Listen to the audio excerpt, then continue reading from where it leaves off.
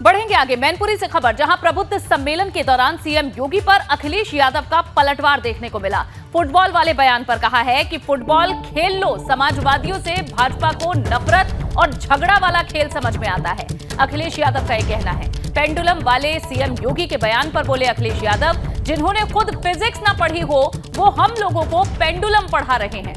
मुख्यमंत्री योगी आदित्यनाथ पर यह तंज कसा है अखिलेश यादव ने, जहां पेंडुलम वाले बयान पर कहा जिन्होंने खुद फिजिक्स नहीं पढ़ी वो पेंडुलम पढ़ा रहे हैं। हमारे मुख्यमंत्री जी आए मैनपुरी में कह रहे फुटबॉल खेलो। कैसे कोई मान सकता है कि मुख्यमंत्री फुटबॉल खेल रहे हैं? अरे बताओ आप लोग, क्या मुख्यमंत्री फुटबॉल खेलेंगे? नहीं। और अगर फुटबॉल खेलते तो खेल लो, समाजवादियों से फुटबॉल ही।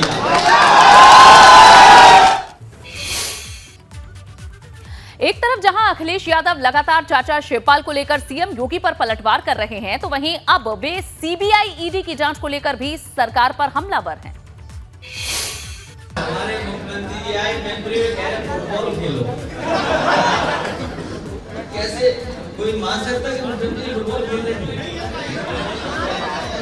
अरे बताओ आप लोग, क्या मुख्यमंत्री फुटबॉल खेलेंगे? नहीं। और अगर फुटबॉल खेलते तो खेल लो, समाजवादियों से फुटबॉल ही।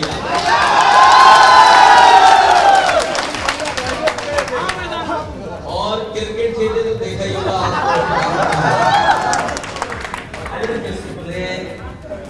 क्रिकेट खेली होगी। आज सबसे लोकप्रिय खेल क्रिकेट है, और जो क्रिकेट खेलते हैं और जो क्रिकेट देखते हैं, वो जैसे ही कोई बैट पकड़ेगा वो समझ जाएगा ये क्रिकेट खेलते कि नहीं खेल रहा। जो मुख्यमंत्री क्रिकेट खेलने के समय पर बैट न पकड़ पाते हो और जब बॉल फेंकी गई हो तो बॉल न दिखाई देती हो,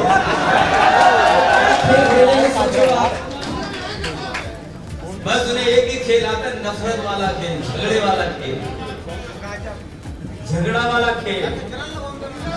झगड़े के अलावा कोई खेल नहीं जानते, नफरत फैलाने के अलावा कोई खेल नहीं जानते।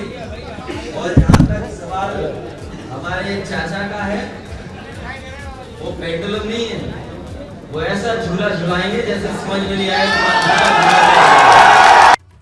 जो रिवर फ्रंट है, रिवर फ्रंट समाजवादी सरकार में और कैबिनेट से एक एक फैसला हुआ है। कैबिनेट का एक एक फैसला रिवर फ्रंट के लिए लिया गया है, और अगर कैबिनेट के फैसले को सीबीआई, ईडी और सरकार नहीं मानेगी तो ये याद रखें भारतीय जनता पार्टी के लोग, दिन किसी के एक जैसे नहीं रहते हैं। आपकी भी जांचें होंगी, आपके लोग भी फंसेंगे। और जो गड्ढा भरने पर जो लूट हुई है, बुंदेलखंड एक्सप्रेसवे में जो लूट हुई है, उसकी सीबीआई, ईडी कब करोगे? हमारी सीबीआई, ईडी कर लो, हमें कोई आपत्ति नहीं है, लेकिन चुनाव के समय पर आप सिक्योरिटी हटा दें चाचा की, आप उनके ईडी और सीबीआई से डरा दें। हम कैबिनेट के लोग सब तैयार हैं ईडी और सीबीआई को फेस करने के लिए। वहीं इटावा से भी एक खबर आपको दे दें, सुरक्षा घटाने और पेंडुलम के बयान पर शिवपाल यादव ने भी पलटवार कर दिया है। भाजपा से यही उम्मीद थी। शिवपाल यादव ने ये बात कही है, कहा कि हमारी सुरक्षा कार्यकर्ता जनता करेगी। पेंडुलम के मुद्दे पर अखिलेश यादव ने अच्छा जवाब दिया। चाचा शिवपाल ने कहा है, साथ ही कहा कि अच्छा खिलाड़ी ऐसी फुटबॉल मारता है कि गोल हो जाता है। अब गोल ही होने वाला है डिंपल का। शिवपाल यादव ने भी पलटवार किया है। उससे पहले अपने सियासी दोहराए पर खड़े चाचा शिवपाल ने एक बार फिर से परिवार का साथ दिया है, लेकिन उसके बाद से सरकार इनके खिलाफ एक्शन मोड में आ गई। कल से काफ़ी परेशानियां भी शुरू हुई हैं। चाचा बात करें, कल से सरकार जो एक्शन मोड में दिखाई दे रही, पहले आपकी सुरक्षा हटाई गई, फिर सीबीआई भी अब जांच की बात कर रही है, कैसे देखते हैं इसको? देखिए, मैंने सब नियमानुसार काम किया है और बहुत अच्छा काम भी किया है, और इनको पता होना चाहिए, हैं, हम लोग पॉलिसी बनाते हैं और पॉलिसी बना करके अधिकारी, जितने बड़े सीनियर अधिकारी किसी प्रोजेक्ट को फाइनेंशियल रिपोर्ट लगाते हैं, एफसी होती है, उसमें कम से कम 10 बड़े सीनियर बैठते हैं, उसमें चीफ सेक्रेटरी से लेकर सब, और सब चीज़ें कैबिनेट से पास होती हैं, तो उसमें कोई कमी नहीं है।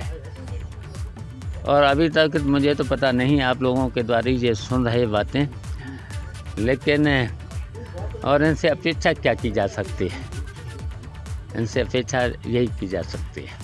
अच्छा, केशव प्रसाद कह रहे हैं कि पहले जब परिवार में एक नहीं था, आपस में मनमुटाव चल रहा था, तो आपकी सुरक्षा खतरा था, इसलिए Z+ दी थी। अब एक हो गए हैं तो फिर इसलिए सुरक्षा कम कर दी गई है। देखिए, हमें सुरक्षा रहे या न रहे, हमें पर कोई चिंता नहीं। हमारे तो ये कार्यकर्ता हैं, जनता है, और जनता को और सुविधा हो जाएगी, जल्दी हमसे मिल लिया करेंगे। और दूसरी बात ये है कि केशव मौर्य जी हर चीज़ पे जांच कराते हैं। अभी बीमारियां चल रही हैं, कितनी जोर बीमारी चल रही है, बुखार लोगों को आ रहा है, डेंगू चल रहा है, और जो भी कोई ऐसी समस्या आती है जांच कराते रहते हैं, और जांच का परिणाम कोई आता नहीं, परिणाम कभी आता नहीं। अच्छा, सदन में बात करें, मुख्यमंत्री जी की आप बराबर तारीफ करते रहे थे, लेकिन अब वही मुख्यमंत्री आप पे विफर हो गए हैं, कह रहे हैं कि पेंडुलम फुटबॉल से पता बाद में बहुत पूछ लेना, आज ही सब मत पूछा कर। अच्छा चाचा, क्षेत्र में जो सरकार आपके लोगों पे जो एक्शन ले रही है, बराबर कई मुकदमे कर रही है, उसको लेकर के क्या कहना है? देखिए, ये लोकतंत्र के खिलाफ काम कर रही है। देखिए, जब चुनाव होता है तो एक तरह से ये लोकतंत्र का पवित्र पर्व है, सब लोग भाग लेते हैं, और अगर इन पर किसी पे 717, किसी पे 51, किसी पे, तो ये तो कभी लोकतंत्र में नहीं होना चाहिए। ये पूरा का पूरा लोकतंत्र के खिलाफ है, और अगर इन पर किसी पे 717, किसी पे 51, किसी पे, तो ये तो कभी लोकतंत्र में नहीं होना चाहिए। ये पूरा का पूरा लोकतंत्र के खिलाफ है, तो हम इसकी आयोग में शिकायत करेंगे।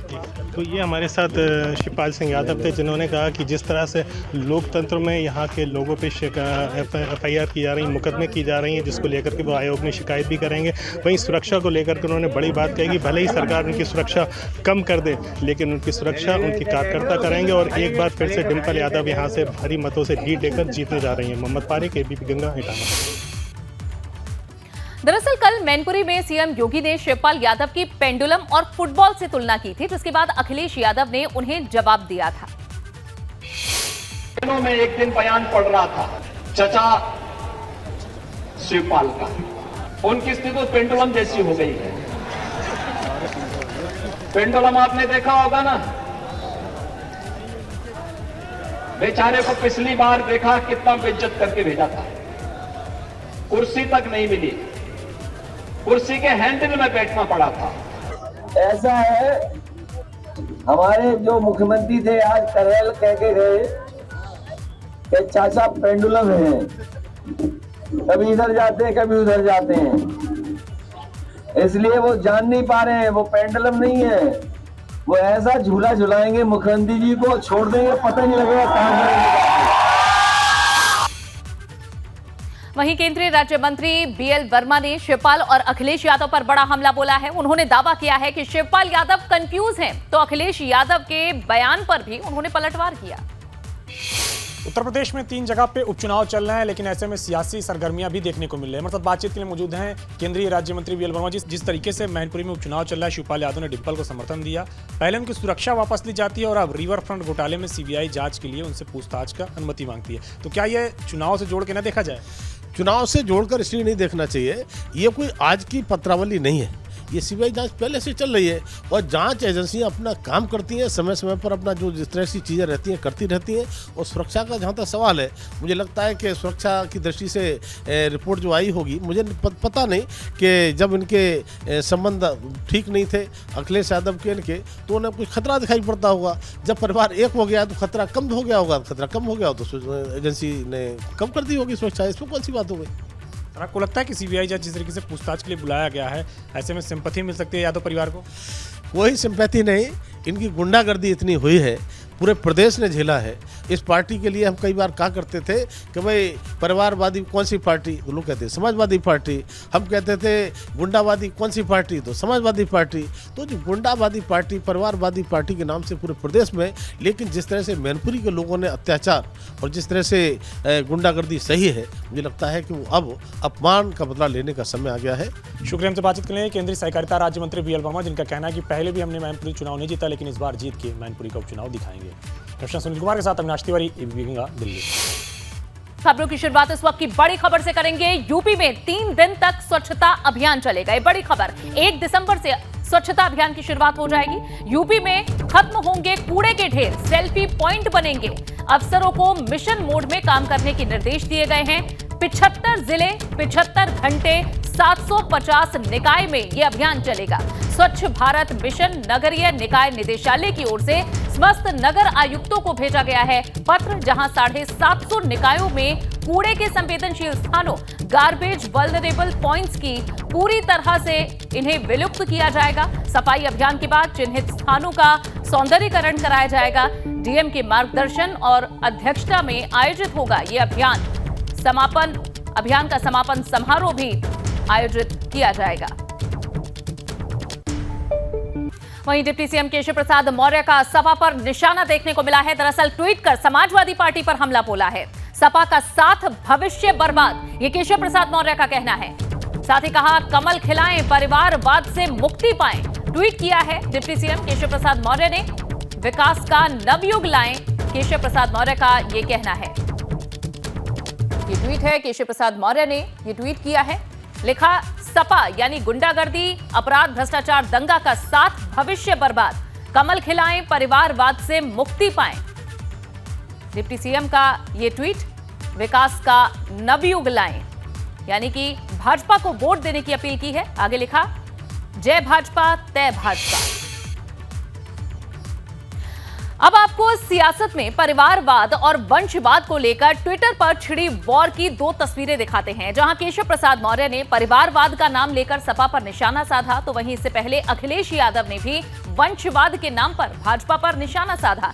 दोनों के ये ट्वीट आप देख सकते हैं किस तरह से। पहला ट्वीट केशव प्रसाद मौर्य का, जहां उन्होंने परिवारवाद का जिक्र किया है और उसका जवाब देते हुए वंशवाद पर किस तरह से प्रहार किया गया है अखिलेश यादव द्वारा, वो भी आप देख सकते हैं। तो वंशवाद, परिवारवाद का वार पलटवार ये ट्विटर पर इस वक्त चल रहा है चुनावी समर में, जहां ट्विटर पर भी एक अलग ही वॉर छिड़ा हुआ है। एक और रामपुर से लेकर मैनपुरी तक उपचुनाव को लेकर बयानबाजी जारी है। तो वहीं भाजपा प्रदेश अध्यक्ष भूपेंद्र चौधरी का दावा है कि रामपुर और मैनपुरी में इस बार इतिहास बदलेगा। उपचुनाव में भाजपा का कमल खिलेगा। एबीपी गंगा संवाददाता अनुभव शुक्ला ने भूपेंद्र चौधरी से खास बातचीत की। भूपेंद्र जी, ये कल मुख्यमंत्री ने कहा कि शिवपाल यादव पेंडुलम की तरह है। अखिलेश यादव ने जवाब दिया है, वो कह रहे हैं कि जिसे फिजिक्स नहीं पता वो पेंडुलम की बात कर रहे हैं और चाचा ऐसा झूला झुलाएंगे कि पता नहीं चलेगा।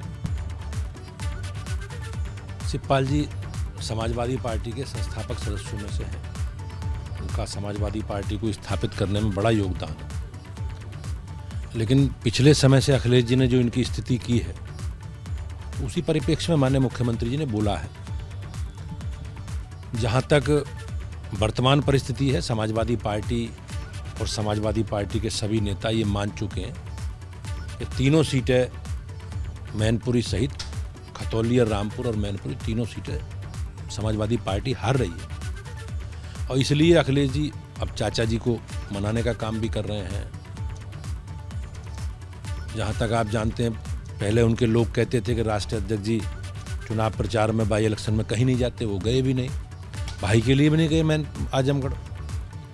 अब वो घर घर घूम रहे हैं, गली गली घूम रहे हैं, चाचा को भी मना रहे हैं। तो चाचा पेंडुलम तो हो ही गए, चाचा कभी इधर जा रहे हैं, कभी उधर जा रहे हैं। तो निश्चित रूप से जो जनता का मूड है, जनता का मन है, उसे समाजवादी पार्टी भांप चुकी है। और समाजवादी पार्टी मैनपुरी सहित तीनों चुनावों में हार रही। अच्छा, आपका दावा है कि तीनों बीजेपी जीतेगी? तीनों बीजेपी। लेकिन एक सवाल ये है कि जिस तरीके से उनकी सुरक्षा घटाई गई, समाजवादी पार्टी ने साफ तौर पर सरकार की मंशा पर सवाल उठाए हैं कि ये उनके साथ आ गए अखिलेश यादव के साथ, इसलिए आप लोगों ने सुरक्षा घटा दी। रिवर फ्रंट घोटाले में आप कह रहे हैं कि सीबीआई उनसे पूछताछ करेगी, अभी तक तो ये सब कोई चर्चा नहीं थी। सरकार का दायित्व है अपने सभी सम्मानित नागरिकों को सुरक्षा देने का दायित्व सरकार की तरफ है। हम सरकार में हैं, हमारी पार्टी सरकार में है, लेकिन किस श्रेणी की सुरक्षा दी जाए ये राज्य स्तरीय एक समिति इस पर निर्णय करती है।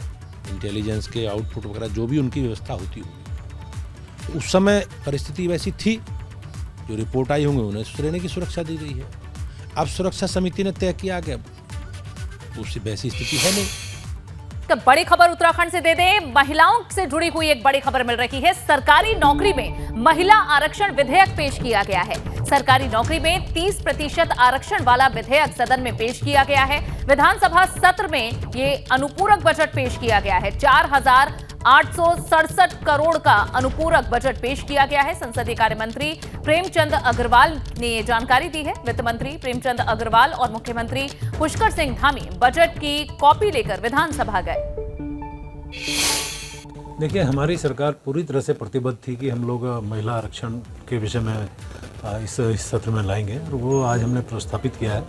मैं इसके लिए अपनी सरकार का भी विशेष रूप से माननीय मुख्यमंत्री जी का बहुत धन्यवाद कर रहा हूँ, और उम्मीद कर रहा हूँ कि इसमें सभी का सहयोग मिलेगा, ताकि हम अपने जो महिलाएं हैं उनको उसका जो लाभ है उसको हम दे सकें। और इस पर ज्यादा जानकारी पंकज राणा हमारे संवाददाता देहरादून से देंगे।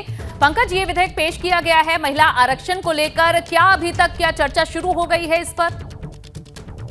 देखिए, अभी क्योंकि जो अनुपूरक बजट है वो ऑन टेबल किया गया है, और जो 8 विधेयक है उनमें जो महिला आरक्षण विधेयक है 30% आरक्षण का, वो आज लगभग 2 बजे के करीब ऑन टेबल किया गया था। और उसमें क्योंकि विपक्ष के साथ चर्चा की जानी है, तो संभवतः ऐसा माना जा रहा है कि अभी 4 बजे जब बजट जो अनुपूरक बजट है उसको टेबल किया जाएगा, और उसके बाद जो तमाम विभागवार बजट अलॉट किया जाना है वो उसकी व्यवस्था की जाएगी। उसके बाद जो जितने भी विधेयक टेबल किए गए हैं उन पर चर्चा की जाएगी। ध्वनि मत से विधेयक चर्चा के बाद उसको पास कर दिया जाएगा। बिल्कुल, तो पंकज कई विधेयक पेश किए गए हैं, देखना होगा कितने जो विधेयक हैं वो यहाँ पास हो जाते हैं। शुक्रिया इस जानकारी के लिए। और